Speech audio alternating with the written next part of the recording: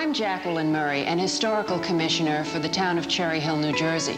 And if you're like most people, you might think that historical commissioner and Cherry Hill are a contradiction in terms. Living in what is for most residents a new area, the historic preservation of town is a subject that the majority of people never really think about. And that's something we hope will change. The past 40 years have altered Cherry Hill dramatically.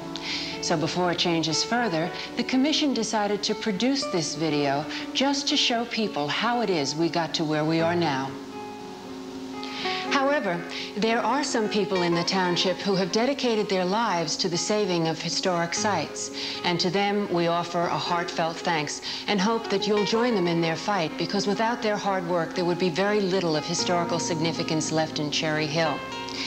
The following is a series of interviews intended to shed some light on how it is Cherry Hill exists the way it does today.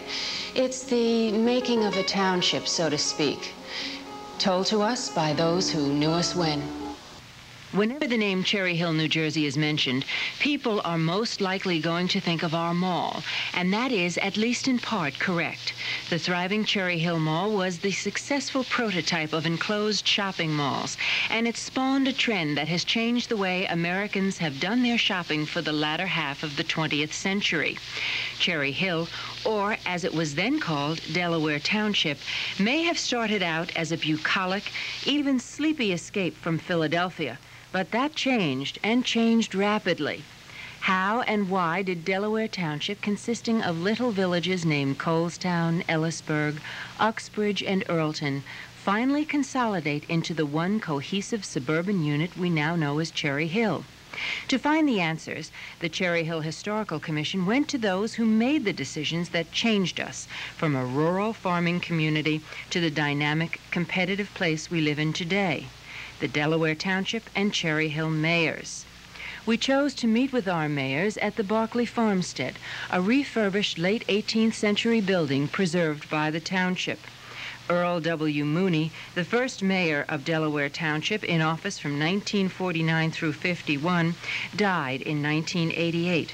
So our oral history begins with Christian Weber, Republican Party-backed mayor, who was first elected in 1951.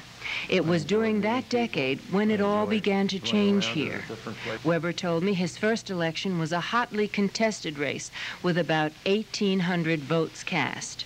Having an affable personality, he was a natural for the job, collecting memories from his very first night as the newly elected mayor.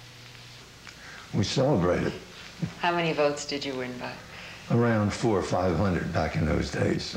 How many votes were cast? I'd say at the most 1,800.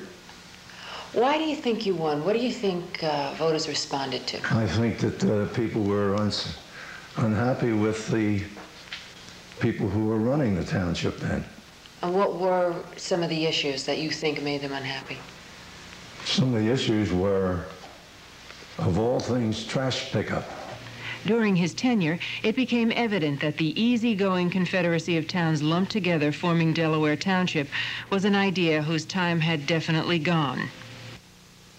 We had 5 post offices in Delaware Township, and the mail was delivered 2 or 3 days late everywhere. Why was Cherry Hill chosen as the name? Because of the mansion that was originally there across from Sinelli's and across from the shopping center. Did you have a lot of unhappy people when you chose to? Yeah, there were different names. We had a contest where the people decided what name they would like best, and we got all kinds of names. Yeah, Backward Town, Forward Town. Those favoring Forward Town were on the right track. In the 50s, industry was beginning to move to Delaware Township, starting a trend that was to continue. What major construction projects did you oversee, or what industry came into Cherry Hill while you were mayor? RCA, the shopping center, the Courier Post. Were you happy or unhappy with how? I'm glad to get them. Why? Because they were good ratables. Those building projects were to change the way people and industry looked at Delaware Township forever. In 1954, the Cherry Hill Inn opened at Haddonfield Road and Route 38. The name Cherry Hill was chosen because the inn stood on the site of the pre-revolutionary Cherry Hill Farm. Today, looking down from the inn, we see part of the busy network of roads servicing the township.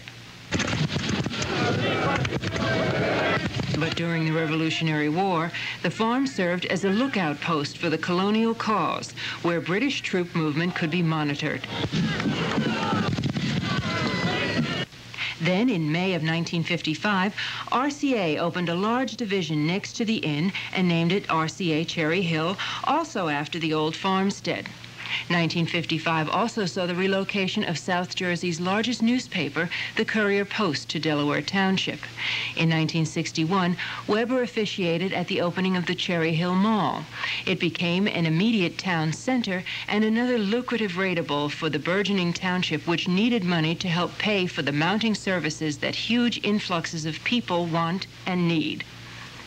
Another boon to the community was the old Garden State racetrack. Although it helped the township financially, it gave Mr. Weber one of the only duties as mayor that he really disliked. I didn't like people looking for jobs at the racetrack. Every morning when the racetrack was in season, there would be a line of people out in front of the house wanting jobs because they were the best jobs in the town. The racetrack jobs, they were paid the most, and you just couldn't handle it. In 1963, Weber decided to retire from politics after the tragic death of his daughter and grandchildren in a house fire. Succeeding Mr. Weber was John Gilmore, owner of Holly Ravine Farm.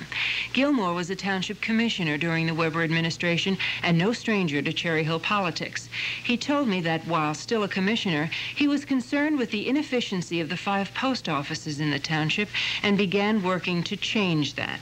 I wanted to get a post office in Delaware Township. Went to Washington on several occasions. Finally, I was told that we couldn't have a post office in Delaware Township while we had the name Delaware in our name. So we had to change the name of Delaware Township to something else. So we put a little ad in the Cherry Hill News. What would the people of this community like to have for a name so we can get a post office? Well, we had all kinds of names. Mauryville, Webertown, and everything else. But finally, the name Cherry Hill came up. And Cherry Hill came to us because of the location of the cherry trees that were up on the hill where Cherry Hill Inn is at the present time. And we selected Cherry Hill by almost a unanimous vote of the people of Cherry Hill.